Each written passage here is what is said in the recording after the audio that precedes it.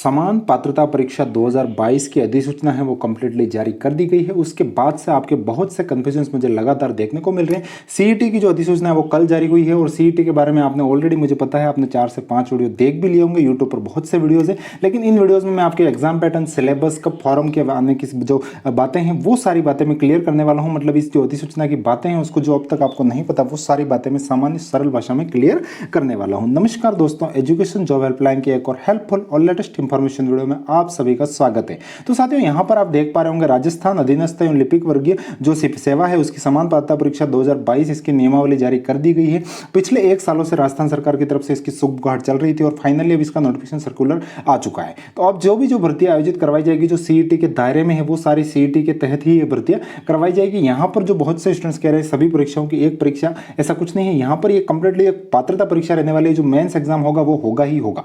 अब तक क्या होता था, जैसे आप देखते थे वीडियो की प्री एग्जाम हो रही है, फिर मेंस एग्जाम हो रही है, तो वो सारी बातें अब कट आउट हो जाएगी। यहाँ पर ये किसी भी भर्ती में जो सीईटी में जितने भी शामिल हैं वैकेंसीज, उन सबकी प्री एग्जाम तो सीईटी हो जाएगा। सीईटी के बेस पर मेरिट बन के फिर वापस एक मेंस एग्जाम तो आपको देना ही होगा। लेकिन बात ये रहती है कि सीईटी के एग्जाम में क्या चीजें आने वाली है, सीईटी के मेरिट कैसे बनेगी, सीईटी के फॉर्म कब से भरवाए जाएंगे, क्या चीजें रहने वाली है भविष्य की, वो सारी बातें हम क्लियर करने वाले हैं। तो साथियों, यहाँ पर 1 बाय 1 इश्यूज को लेते हैं। तो सबसे पहले यहाँ पर सीईटी की जो परीक्षा की बात कही जा रही है, यहाँ पर बोर्ड के द्वारा जो करवाया जाएगा साथियों, यहाँ पर साल में एक बार, मतलब कम से कम बोर्ड द्वारा इसका आयोजन करवाया जाएगा और जो सीईटी का स्कोर परिणाम रहेगा वो 1 वर्ष के लिए मान्य होगा।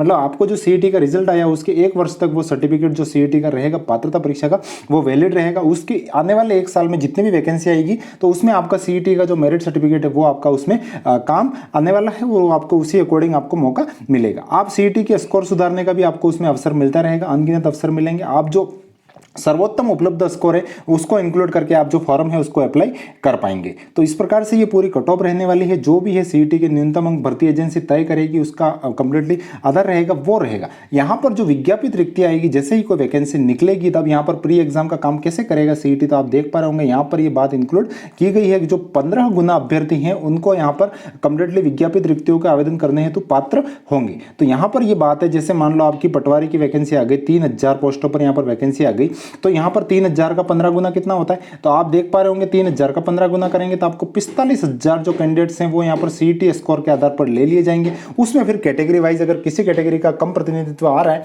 तो उनकी फिर कट ऑफ और डाउन करके और उनको भी और लिया जाएगा। तो कुल मिलाकर बात यह है साथियों, सीईटी के स्कोर से ही अब आप एक तरीके से सभी भर्ती परीक्षाओं का एक सीईटी हो गया, वो प्री एग्जाम हो गया, और इस प्री एग्जाम को आपके स्कोर रहेगा उसी अकॉर्डिंग आपको मेंस एग्जाम जो होगा, चाहे पटवारी का हो गया, चाहे वीडियो का हो गया, चाहे एलडीसी का हो गया, जितनी भी सारी वैकेंसीज है 12th स्तर की या स्नातक स्तर की, तो उसमें आपको तभी मौका मिलेगा जब आपका सीईटी का स्कोर बेस्ट होगा। तो ये सीईटी के स्कोर की बात है। सीईटी के स्कोर के आधार पर 15 गुना अभ्यर्थियों को मेंस एग्जाम के लिए क्वालिफाई किया जाएगा, फिर उनके आगे एग्जाम लेकर फिर फाइनली मेरिट में सिलेक्शन मिलेगा। तो एक तरीके से ये जो सभी भर्तियों के जो प्री एग्जाम है वो आप इसको मान सकते हो, ना कि सीईटी के बेस पर आपको जॉब्स मिल रही है, केवल आपको क्वालिफाई किया जाएगा एज ए पात्रता परीक्षा। जैसे अभी रीट के टीईटी होती है, जैसे आप एक पात्रता परीक्षा पास करते हो उसके बाद मेंस एग्जाम और देना होता है, तो एक तरीके से इसको पात्रता समझ लीजिए। और इसमें भी पात्रता आपको 15 गुणों में आने के बाद मिलेगी, ऐसा नहीं है मिनिमम नंबर्स ले आए तो आपको शामिल ही कर लिया जाएगा।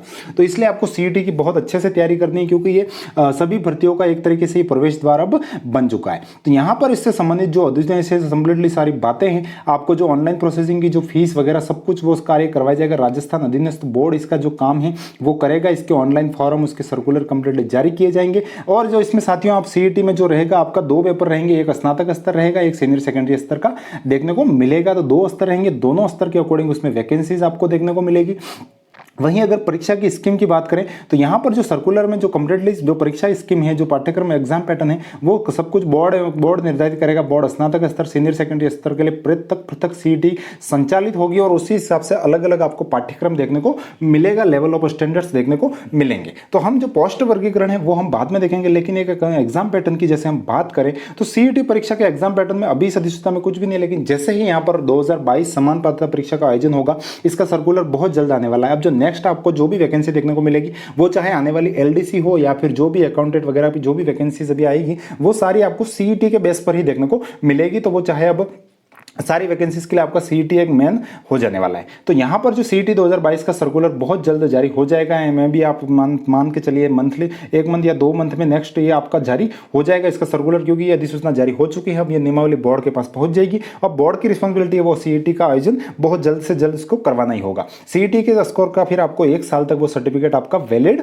रहने वाला है। अब हम बात करते हैं इसके एग्जाम पैटर्न की। तो सीईटी का एग्जाम पैटर्न साथियों वही रहेगा जो राजस्थान अधीनस्थ बोर्ड सामान्य एग्जामों में आपको देखने को मिलता है, जिसमें आपको कंप्लीटली सीधी सी बात है, यहाँ पर आपका जो राजस्थान जीके है, world history, Indian GK commonly वो भी रहने को देखने को मिल सकता है। हो सकता है राजस्थान जीके का वेटेज आपको ज़्यादा तो देखने को मिलेगा ही, लेकिन कुछ भाग आपको वहाँ भी शामिल रहेगा। जनरल साइंस हो गई, उसके बाद आपके लैंग्वेज के भी कुछ पार्ट्स आपको ऐड होंगे, उसके बाद रीजनिंग के पार्ट्स होना ही है, मैथमेटिक्स वगैरह भी कुछ कॉमनली, मतलब कुल मिलाकर सभी एग्जाम्स में जो कॉमनली जो सब्जेक्ट आते हैं वो सारे आपको इंक्लूड एग्जाम पैटर्न में देखने को मिलेंगे। अब वो बात अलग है एग्जाम पैटर्न क्या है, मतलब वेटेज कितना रहेगा मार्क्स का, वो सारी बातें बाद में क्लियर होगी, अभी कुछ नहीं है। बाकी लेवल ऑफ स्टैंडर्ड वही है आपका ग्रेजुएशन वाला, अगर आप देते हैं सीईटी तो उसका पेपर थोड़ा आपको हार्ड देखने को मिलेगा स्नातक स्तर का, वहीं आप सीनियर सेकेंडरी स्तर का देते हैं तो आपको कुछ थोड़ा उसका ईजी स्तर देखने को मिलेगा। तो अब हम बात करते हैं सीनियर सेकेंडरी स्तर की। अगर आप सीईटी पास करेंगे तो आप वनपाल में अप्लाई कर पाएंगे, छात्रावास अधीक्षक, उसके बाद एलडीसी वाली वैकेंसी, कनिष्ठ सहायक जो भी आपका हो गया, इसके बाद लिपिक ग्रेड सेकंड, जमादार, कांस्टेबल की जो वैकेंसी आ रही है वो भी आपको सीईटी के अंदर ही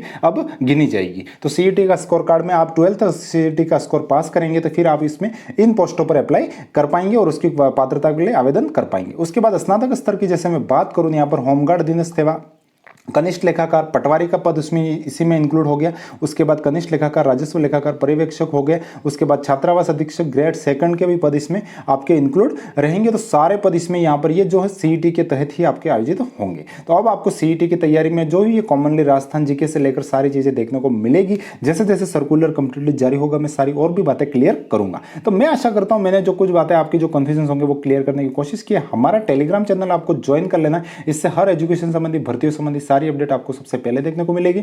यूट्यूब चैनल को सब्सक्राइब कर लीजिएगा ताकि और ऐसे हेल्पफुल और लेटेस्ट वीडियो मिलते रहेंगे। तो मिलेंगे साथियों और किसी नई हेल्पफुल अपडेट के साथ, तब तक के लिए जय हिंद, वंदे मातरम साथियों।